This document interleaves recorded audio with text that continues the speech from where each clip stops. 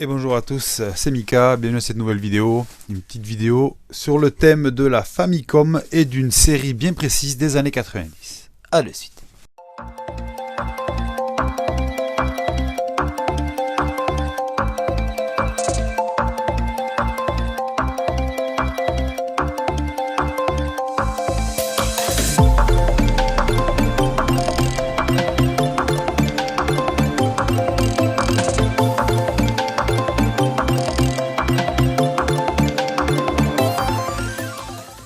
Retrouve donc la Famicom, donc console que j'ai acquérie récemment pour la modique somme de 35 € sur Facebook, sur un groupe de vente.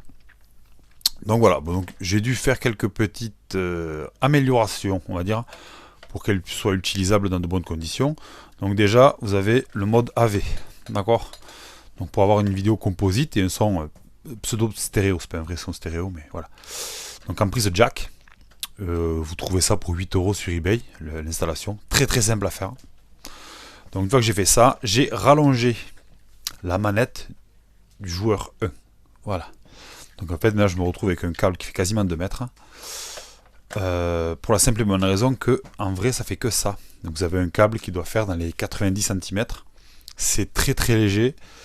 Donc voilà, je vous conseille de le faire. Un simple câble d'une manette NES classique, c'est exactement les mêmes. Vous avez exactement les mêmes couleurs en plus de fil à l'intérieur. Vous n'avez plus qu'à ressouder sur l'emplacement d'origine. Voilà. Et encore, je vous dis ça, mais faut savoir que la PCB à l'intérieur de la manette est exactement la même aussi. Donc voilà, pour ceux qui veulent essayer de tester, il y a juste 2 couleurs de fil à changer. Que vous retrouverez sur la PCB d'origine de cette manette.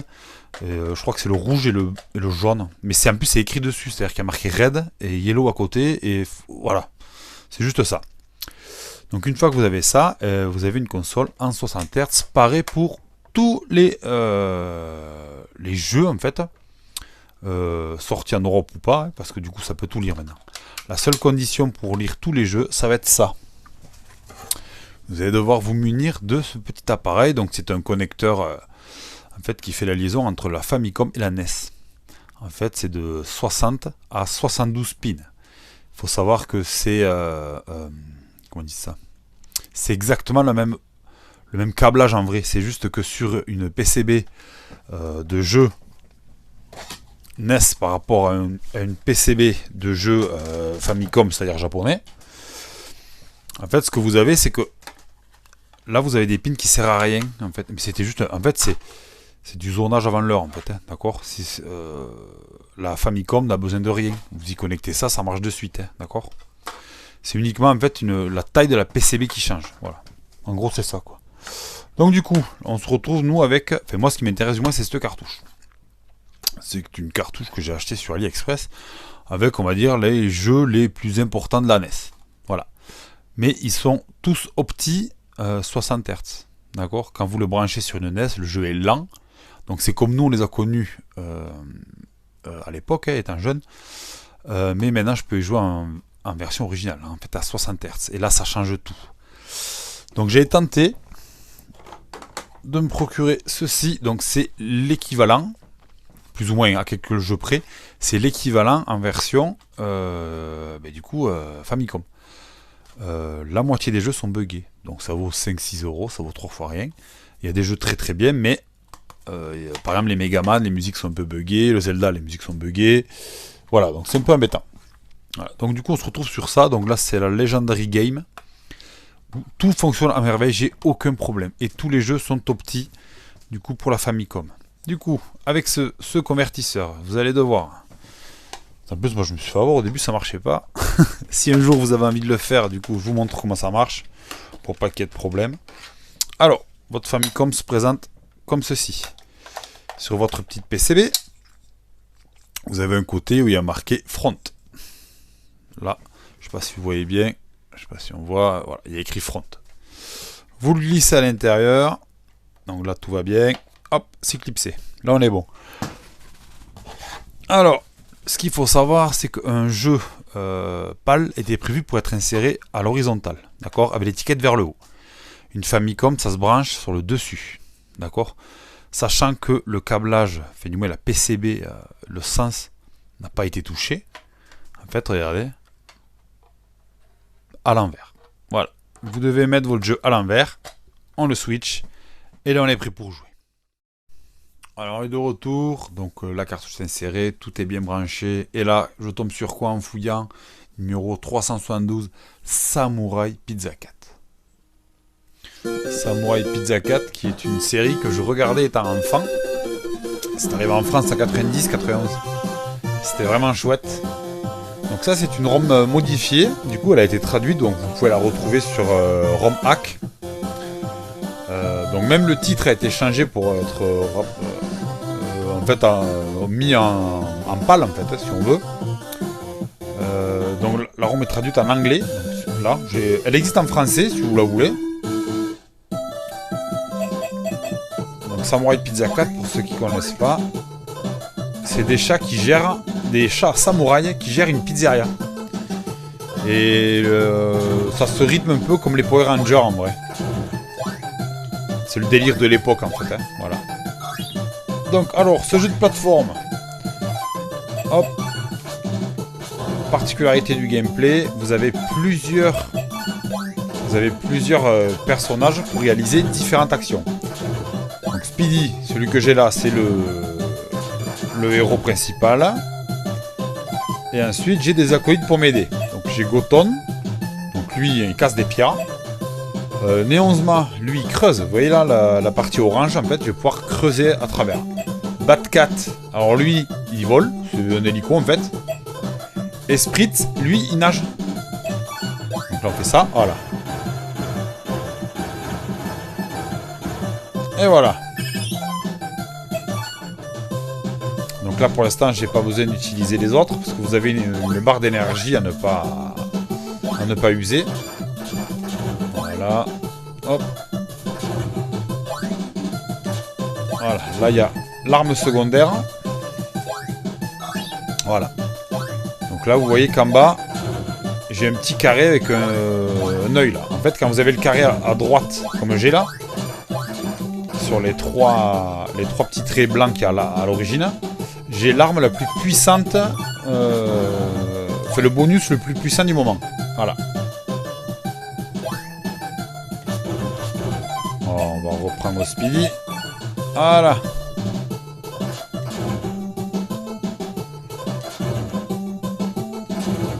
Et là, on a le premier boss. Et vous allez voir.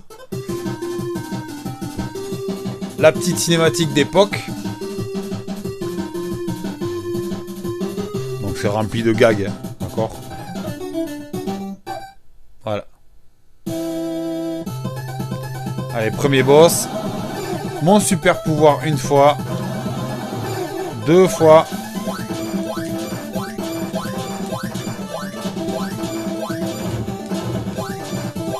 Voilà. Et voilà. Donc je viens de passer le premier boss. En appuyant sur Select, en fait, vous pouvez avancer les dialogues plus vite. Stage 2.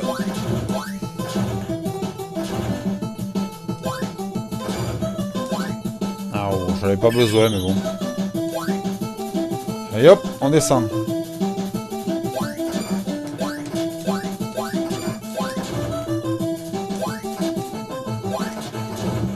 Voilà. L'écureuil, hop. Donc là, c'est marrant. Hop. Donc ce qu'on va faire, allez, hop, on prend lui, comme ça on ira beaucoup plus vite. Là, il y a carrément le... Oh. Pour le coup, je sais pas trop ce que c'est.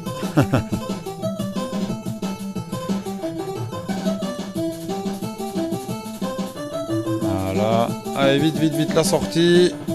Je suis en train d'user mon énergie. Voilà.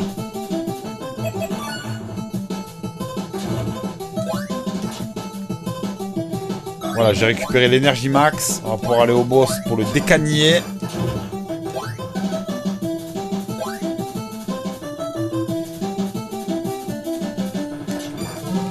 Oh, ouais, c'est bon.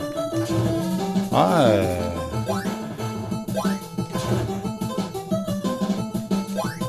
Quand vous appuyez 2 fois sur avant, vous accélérez. Allez, boss numéro 2.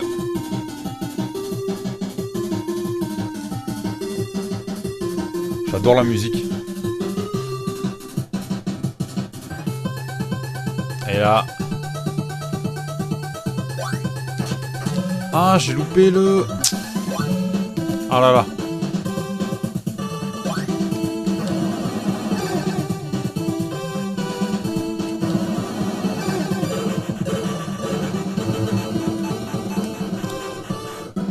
Et voilà. Tadam!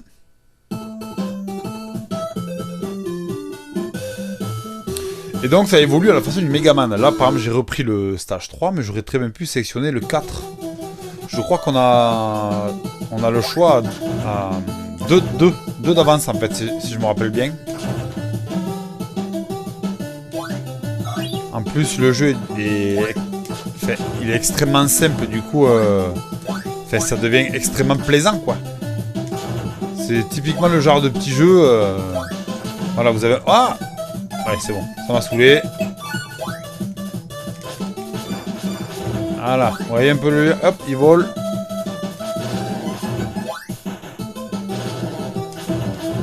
Voilà, hop.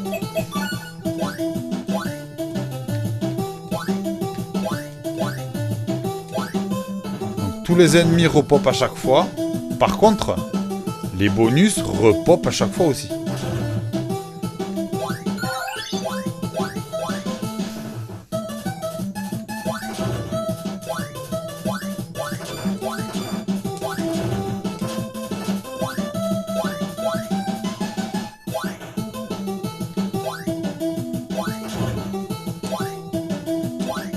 Je suis concentré, je suis désolé. Hop. Voilà.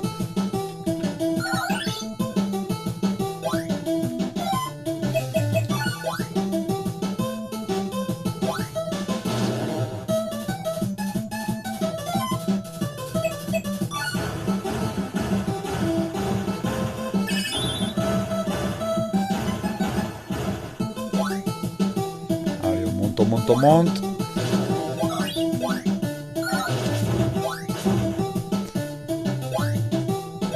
Vous voyez là la barre help, donc c'est là où il y a la petite boule avec écrit help.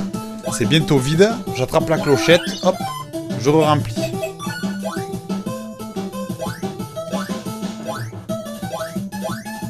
Voilà donc.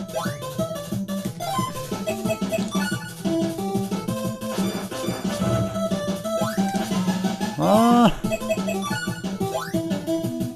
Et là, il y a... Oh, le nouveau boss.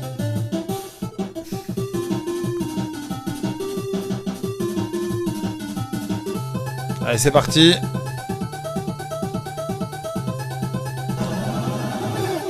Ah.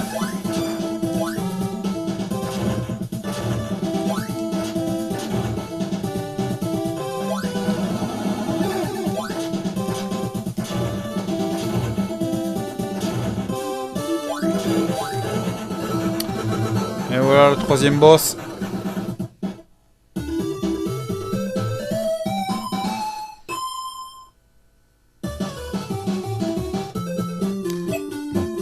Voilà, donc là, quand je suis au 4, je suis obligé de faire le 4. Je peux pas choisir, mais je sais que du 1, on peut aller au 2. Enfin, avant, on peut faire le... Non, le 1 obligé. Après, on peut faire 2 ou 3.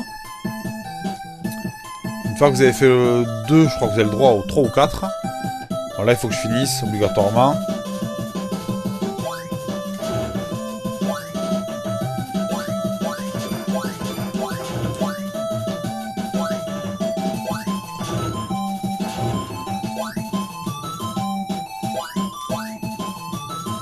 Oh, je vais me faire avoir. Alors ça, c'est un peu le piège. Hop. Et voilà. Allez, goto.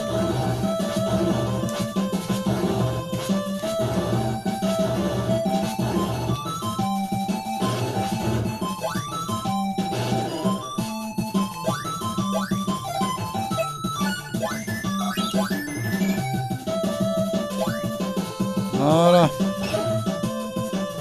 Oh. Ah, vous voyez là, par exemple, je n'ai plus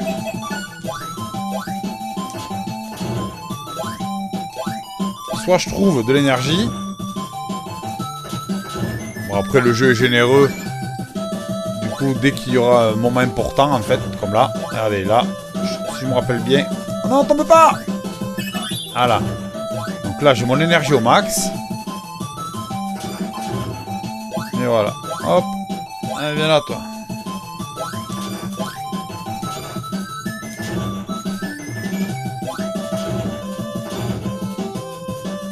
Alors, ne pas prendre.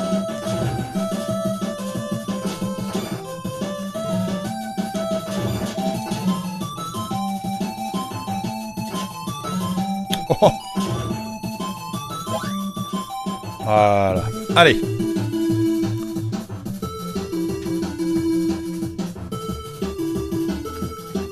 Donc le méchant, en fait, de l'histoire, vous l'avez remarqué, c'est un corbeau.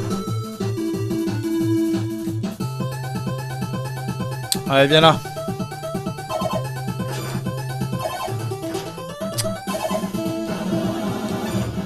Voilà. Ah mince.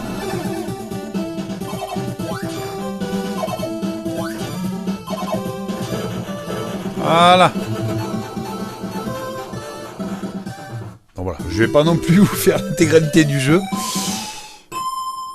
Mais moi je raffole, j'arrête pas d'y jouer là. Je l'ai fini peut-être 4 fois là depuis hier.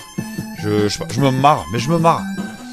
Ça me rappelle des bons souvenirs et donc voilà. Alors on se retrouve pour la conclue.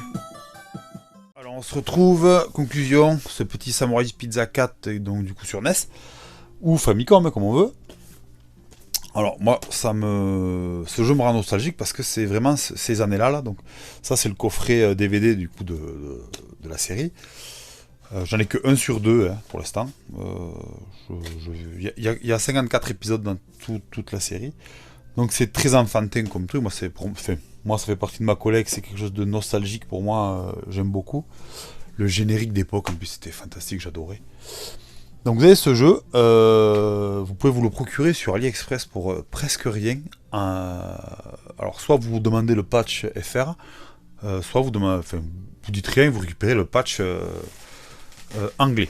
Alors moi je l'ai eu bêtement comme je vous ai montré sur une compile NES ou Famicom. Le vrai jeu, donc le titre original en japonais, j'ai plus le nom donc je pourrais pas vous le dire. Mais de ce que j'ai compris, ça coterait un petit peu quand même.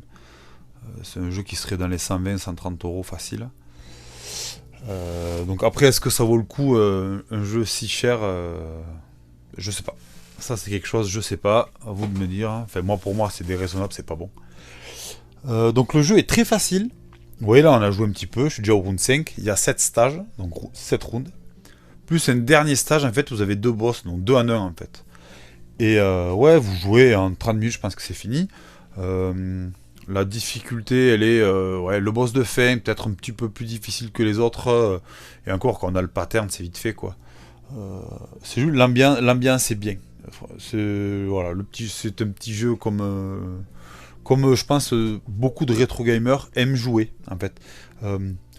Très rapide, on le prend. La prise en main c'est très instinctif. Peut-être un petit peu lente, les hitbox peut-être un petit peu... encore même pas, non, hitbox elle est bonne. Ça serait plutôt... comment dire, ouais. Votre rythme d'attaque, en fait, vous pouvez pas attaquer comme un malade. C'est vraiment 1, 2, et c'est peut-être ce qui est handicapant dans le jeu, ça le rend un petit peu moins nerveux. Mais à part ça, je veux dire, le jeu est vraiment chouette, quoi. Et beau. Moi je trouve que c'est très coloré. Enfin, je veux dire, pour de la NES. Bon, après c'est Famicom là, donc déjà on est en 60 Hz, les animations et tout ça fait plus joli, mais je veux dire au niveau des couleurs, je trouve que le jeu répond présent. Voilà, c'est très beau. Voilà. Moi ce jeu me marre. Et voilà, j'aime ce genre de jeu. Voilà. Allez, je vous dis bonne journée à tous. Allez, ciao.